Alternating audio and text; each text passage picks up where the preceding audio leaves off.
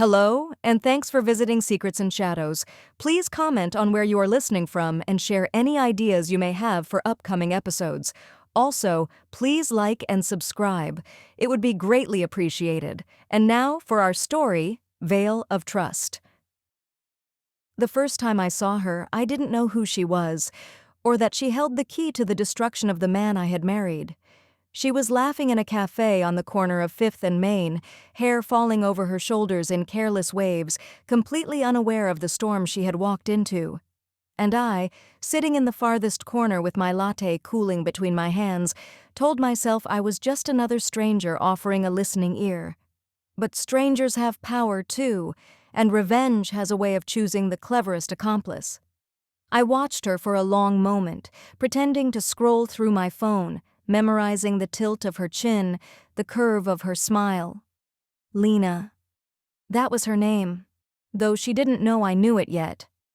Her laughter carried across the cafe, ringing clear, naive, dangerous in its oblivion. Dangerous because she was his, Richard's, my husband's secret. I waited until she settled with her coffee, unpacking a laptop and glancing around as if the world owed her attention. I stood, smoothing my blouse, and walked over. "Excuse me?" I said softly, letting a hint of concern lace my voice. "I couldn't help noticing. Are you okay? You look stressed." She looked up, startled, eyes the color of storm clouds, wary, curious. "I'm fine," she said, a little too quickly, forcing a smile. "Just work stuff." I nodded sympathetically, pulling out the chair opposite her. "Mind if I sit? Sometimes it helps to talk to someone who doesn't have an agenda." She hesitated. Something in my tone, the quiet weight behind it, made her laugh nervously. "Sure, I guess it couldn't hurt." And just like that, a conversation began. I let her speak first, about deadlines, about her apartment being too small, about relationships that never seemed to go the way you hoped. All the while, I listened, asking soft questions, mirroring her expressions. My own heartbreak simmered beneath the surface, but on the outside, I was calm, approachable, unthreatening. "You know," she said after a pause, twirling a strand of hair, "sometimes it feels like people just take advantage of you, like no one really sees you." I leaned in slightly, voice warm, conspiratorial. "I know that feeling. It's lonely, isn't it?" Her gaze softened, her guard slipping.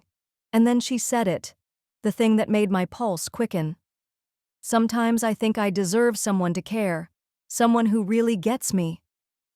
I smiled, and it was all I could do to hide the edge in it. "Maybe you will," I said, letting the words linger. "Sometimes the right person shows up in the most unexpected ways." Her laugh was lighter now, almost musical. She didn't know the truth, that I was that person, but not in the way she thought. That I was dangerous, calculated, and already plotting how to make her a weapon. By the time I left the cafe that day, Lena believed we had become friends. And I believed that the first move in my revenge had been played flawlessly. Richard would never see it coming. Over the next week, I made it a habit to run into Lena at the cafe, always alone, always looking a little weary, a little vulnerable.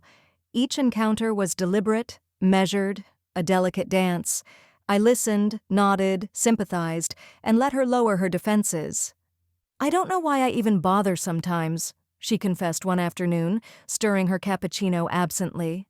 "Richard, he's complicated, controlling, and yet I can't seem to stop myself." I tilted my head, feigning concern. "Sounds like a toxic situation, but maybe you feel something real underneath it?" She laughed softly, almost bitter. "Real? I don't know. I just know it's intense. He's everything." Her voice dropped, almost a whisper. Passionate, demanding, terrifyingly charming. I smiled, soft and sympathetic. "Sounds exhausting, but maybe worth it?" Her eyes flicked up to mine, curiosity mingled with desperation. "You really get it," she said. "It's like you know exactly how it feels." I didn't tell her I knew more than she could imagine.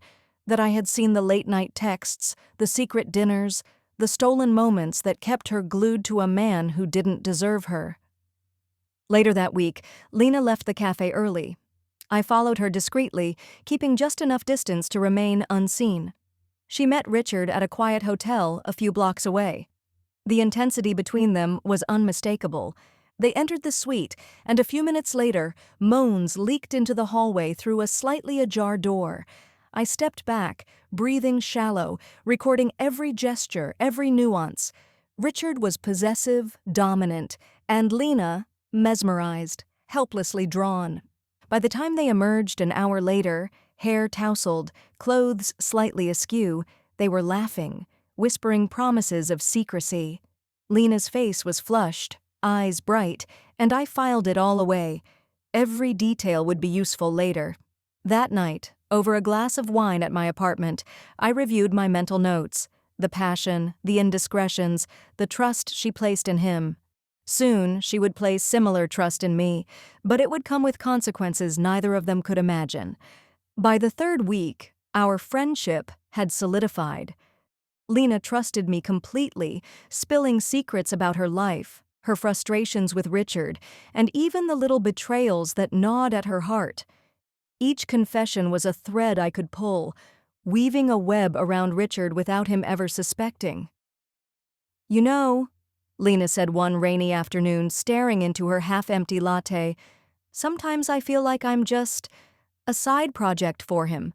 He controls everything, my time, where I go, what I wear, even how I feel." I leaned forward, concern etched on my face. "That's awful. You deserve more than that, Lena. No one should make you feel trapped." Her eyes glimmered with gratitude. "You're the only one who understands. I mean it. Everyone else judges me." I let the compliment settle, inwardly savoring it. She had no idea how carefully I'd orchestrated this. Over the next few days, Lena shared even more, details about Richard's business dealings, the little secrets he thought only he could control. I listened intently, feigning shock and empathy, gently probing for the things that would be most useful to me later. And it worked.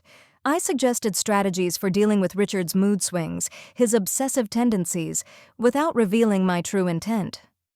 "Maybe you could keep a record," I said casually, "just to protect yourself if things go wrong." She nodded eagerly, taking the advice to heart. "Yeah, maybe I will. I never thought of it that way." Each time she confided, each detail she shared, I felt the power grow. Richard had no idea that his mistress, so utterly devoted and blind, was about to become a tool in my hands. Then came another weekend. Richard whisked Lena away to a secluded cabin, far from prying eyes in the mountains. They were gone all day, and once again I tracked their movements discreetly, just enough to know when and where they were. Inside the cabin, the air was thick with desire. Lena clung to Richard, fingers tangled in his hair, lips pressed desperately to his. He held her with possession and intensity, brushing away all doubts, all caution. It was an especially steamy encounter between them, long, fervent, reckless. Every moan, every whispered promise, every stolen kiss was a vivid reminder of the power Richard held over her and the leverage I could wield. By the time they returned, exhausted and flushed, I had already begun drafting the first steps in my plan. Subtle sabotage, strategic leaks, and small nudges that would slowly unravel Richard socially and financially. Lena would unwittingly be the perfect accomplice. It started small, a misplaced invoice here, a subtly altered email there. Clara planted seeds of doubt and disruption in Richard's carefully curated world, using the information Lena had confided. Each tweak was invisible on its own, but together they formed a pattern that would soon unravel everything he had built. Meanwhile, Lena remained blissfully unaware of her role. She continued to gush about Richard, recounting his charm, his obsession with her happiness, the private moments that made her heart race. Each confession fed Clara's plan, each detail a new arrow aimed at his empire. One evening, as Lena and I sat at a quiet bar far from prying eyes, she leaned forward whispering, I think he's seeing something wrong with my work. I think I might have messed up. I reached across the table, touching her hand lightly. Lena, you're brilliant. Don't let him make you doubt yourself. Sometimes people act this way because they're insecure, not you. Her eyes filled with relief and gratitude. You always know what to say. I don't know what I'd do without you. I smiled, inwardly savoring her trust. Every word she spoke was a piece of Richard's world I could manipulate. Then came the weekend retreat. Richard, oblivious to my involvement, whisked Lena away to a remote villa, away from phones and prying eyes. Their passion erupted again, fervent, reckless, a storm of desire neither could resist. Clothes were shed, kisses stolen, bodies tangled in sheets as if the world had ceased to exist. I had followed discreetly, careful to remain unseen, but I recorded everything: the intensity, the secrets whispered in the dark, the trust he placed in her. It was not just a moment of lust, it was leverage. Every touch, every whisper, every confession could be used. Richard had no idea that his private life was no longer private, that his mistress was unknowingly supplying me with ammunition. Back in the city, I began the subtle moves that would destabilize him socially: anonymous tips to his associates, whispered warnings to business partners, small leaks to journalists. Nothing overt, nothing that could be traced back to me, but enough to sow uncertainty. Lena continued to confide in me, offering details about Richard's schedules, his contacts, his insecurities. I smiled sympathetically, nodding, while inside, a careful calculation formed. Soon he would begin to falter, and the house of cards he had built on charm and control would start to collapse. And Lena, so devoted, so trusting, would be the unwitting architect of his downfall. The first signs were subtle: a confused glance from a business partner, a hesitant reply to an email that had always elicited instant approval. Richard's world, built on precision and control, began to wobble, though he had no idea why. I watched from the shadows, every minor disruption a victory. Lena remained blissfully unaware, continuing to share details of Richard's meetings, financial quirks, and social plans. Each time she spoke, I filed away the information, plotting my next moves. One afternoon, Lena confided over lunch. He's been tense lately, snapping at me for no reason, checking texts obsessively.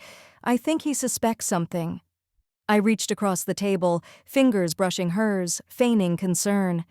Maybe he's just stressed. You haven't done anything wrong, Lena. You're too good for him to treat you that way. Her sigh of relief warmed me, even as I smiled inwardly. She had no idea she was fueling the next stage of my plan. That evening, Richard called Lena to his office under the guise of a private meeting. I followed discreetly, careful not to be seen, recording everything. Inside, the atmosphere was electric.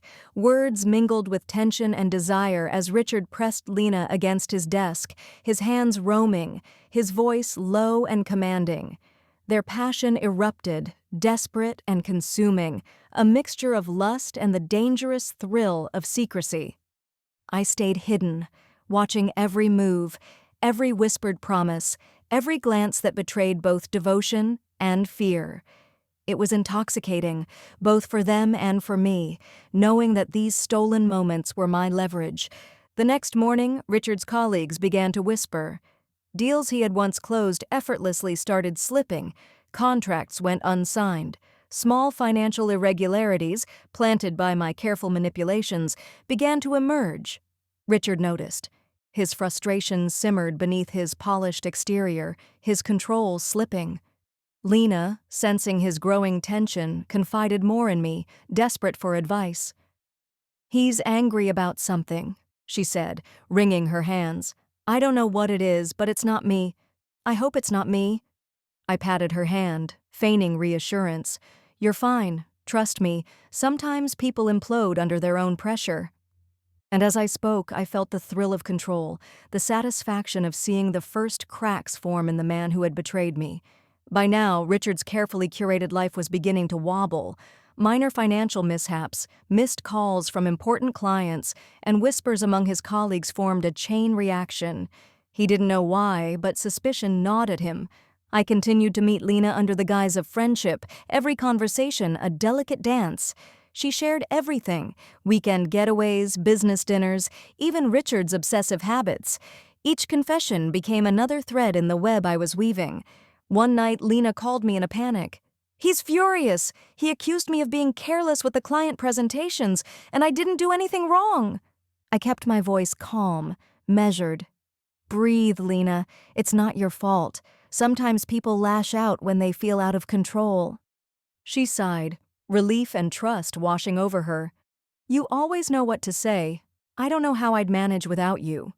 I smiled inwardly. She didn't realize she was giving me the keys to destroy him, piece by piece. That weekend, Richard took Lena on another secluded retreat. This time, it was a cabin overlooking a lake, far from prying eyes. The passion between them erupted once more, clothes discarded, whispers of desire, bodies tangled in sheets as if the world didn't exist. Their moans echoed through the cabin, intoxicating and reckless. I remained hidden, watching, recording every stolen moment. This was more than lust. It was obsession, dependence, and trust wrapped in desire. Every detail was a weapon I could use, every whisper a tool for the final stage of my plan. Back in the city, I began planting subtle social sabotage, anonymous tips, carefully timed leaks to journalists, and small rumors about Richard's professional conduct created a ripple effect. Lena continued to provide details innocently, never suspecting her role in the chaos. Richard began to notice. Meetings were tense, colleagues exchanged wary glances, contracts fell through. His polished veneer cracked, revealing frustration, paranoia, and desperation. And I, calm and collected, continued my careful manipulation. Each day, the noose tightened, and Richard remained blind to the architect of his downfall. The first whispers reached Richard's office like a storm rolling in. Small, almost invisible, but growing louder every day. Murmurs from clients, strange questions from business partners, and hints of impropriety circulating online.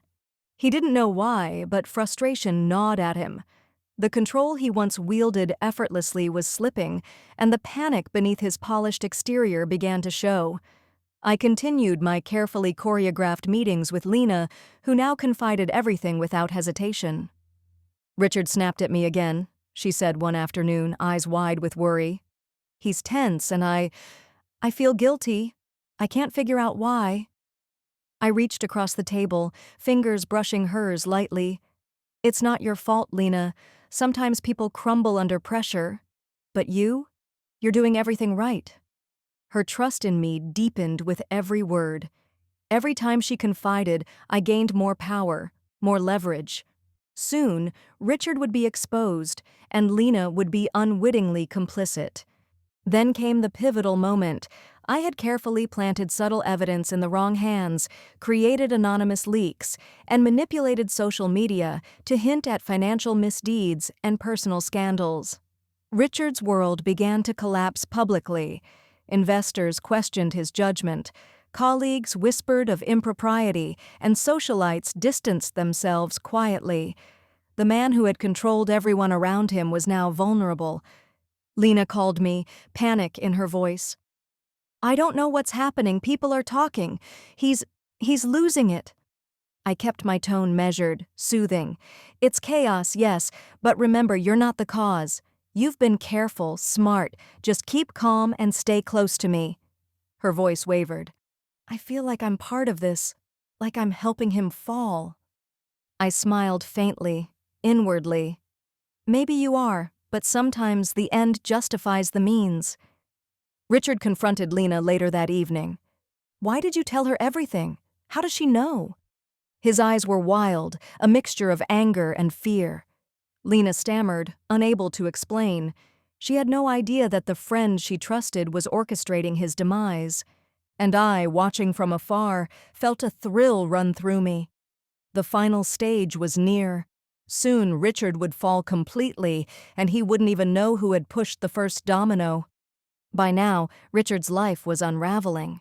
Deals collapsed, colleagues whispered behind his back, and social invitations ceased. The man who had once held power over everyone was now exposed, vulnerable, and confused. I called Lena that evening, feigning concern. "He's really losing control, isn't he?" She hesitated, guilt and fear flashing across her face. I think I helped. I didn't mean to, but I think I did."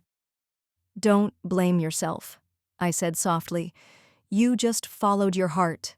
Sometimes the truth has a way of coming out." That night, I orchestrated the final act. I anonymously forwarded evidence of Richard's questionable business dealings and personal indiscretions to journalists, investors, and social circles. Screenshots, emails, and financial records all landed where they would be most damaging. Within hours, the fallout began. Headlines screamed scandal, social media exploded with speculation, investors demanded explanations. The man who had controlled so much of my life, and Lena's, was crumbling under the weight of his own secrets. Richard called Lena in a frenzy. "How did she get this information? Who did this?" I don't know," Lena cried, panic evident in her voice. "I swear I didn't." "Don't lie to me," he shouted, his world collapsing. I arrived at Richard's penthouse under the guise of a concerned friend. He turned to me, eyes wide with anger and fear. You're behind this." I smiled faintly, calm and collected. "You underestimated me," I said, "and you underestimated her." Lena stood beside me, realization dawning. It was you?" she whispered, voice trembling. "Yes," I replied softly but with a cold edge. "I befriended you, gained your trust, and together we brought him down." Richard's fury boiled over, but it was too late. The dominoes had fallen. His empire, his social standing, his control, it all crumbled. That night, as the city below buzzed with news of his downfall, Lena and I sat in silence. She was shaken, guilty, but alive. I was triumphant, yet aware of the cost, the moral compromises, the tangled emotions, the thirst for revenge that had driven every decision. The man who had caused me pain, manipulated me, and betrayed me was powerless. And I, the woman he had ignored, had emerged victorious. The city never slept, but Richard's world was silent in comparison. Invitations stopped coming, investors vanished, and whispers of scandal followed him wherever he went. He had lost control entirely, and for the first time, he could see that his power had a limit. Lena and I met quietly at a small park cafe, away from the cameras, away from prying eyes. The weight of what had happened hung over us. "I can't believe this," Lena whispered, hands wrapped around her coffee cup. I helped ruin him. All of it." I reached across the table, lightly touching her hand. "You didn't know. None of this would have happened without him. He underestimated you, he underestimated me, and now we've taken back what he stole." Her eyes filled with tears, but I could see relief mingled with guilt. "I don't know if I can forgive myself." "You don't have to," I said. "Just learn from it. Survive. That's what matters." Richard was in ruins. Every call he made went unanswered. Every meeting ended abruptly. Every friend or associate kept their distance. He had lost socially, financially, and emotionally. I watched it unfold from a distance, satisfaction tempered with awareness of the consequences. Revenge was sweet, but it was never without cost. Lena sat quietly beside me, and for the first time, I allowed myself to acknowledge the complicated bond that had formed between us. She was naive, reckless, and now changed forever, but in her own way, she had been my ally, my instrument, and my companion through this storm. We didn't speak of Richard anymore. The past had collapsed, leaving us with the present and a tenuous, uneasy sense of freedom. That night, as the city lights glimmered through the cafe window, I realized the truth. Revenge had its thrills, but survival had its peace. And for the first time since discovering the betrayal, I felt it. Freedom. Lena and I walked away together, not as enemies, not as victims, but as women who had faced a storm, navigated it, and emerged alive. The world would never forget Richard's downfall, and I would never forget the careful planning, patience, and cunning that had brought it to fruition. But in that quiet moment, it wasn't about revenge anymore. It was about living and reclaiming the parts of ourselves he had tried to destroy. The city had moved on. Headlines faded, gossip shifted, and Richard's name became a cautionary tale whispered behind closed doors. But for me, for Lena, the echoes of what had happened lingered. We met one evening at a quiet rooftop cafe. The skyline of the city stretched before us like a glittering promise. The air was warm, carrying the scent of distant rain and city streets. We didn't speak of Richard. He was a ghost we'd exorcised, but we acknowledged the bond forged in the fire of betrayal and revenge. "You know," Lena said softly, her eyes reflecting the twinkling lights below, "I never thought I'd be here, surviving this. I thought I'd lose myself completely." "You didn't," I said, raising my glass to her. "We didn't. We took what was ours, in our own way." She smiled faintly, hesitant, but real. "And you were incredible. I mean, I owe you everything, even if I can't fully admit it." I shrugged lightly, letting a small, enigmatic smile touch my lips. Sometimes the right person shows up in the most unexpected ways, and sometimes the wrong man makes the right woman stronger. We clinked our glasses gently. The city stretched beneath us, alive, chaotic, yet indifferent. Freedom had a price, but it was a price worth paying. In the weeks that followed, Lena reclaimed pieces of her life she hadn't known she'd lost: independence, self-respect, the ability to laugh without fear. I returned to my own routines, my own work, my own carefully rebuilt sense of control. But the story, the intricate dance of manipulation and revenge, lingered in my mind like a shadow, proof that intelligence, patience, and subtlety could topple even the most powerful. Richard was gone from our lives, stripped bare of his empire, his reputation, and his illusions of control. But his memory served as a reminder: no one is untouchable, no one is beyond consequence. Lena and I parted that night with a quiet understanding. We had walked through fire together, and though the scars remained, so did the strength we had gained. We were survivors, strategists, women who had taken a wronged past and turned it into power. As I stepped away from the rooftop, the wind brushing against my face, I felt it: clarity, freedom, and a lingering thrill. Revenge had been mine, but life, untainted and unpredictable, stretched ahead. And for the first time in years, I was untouchable.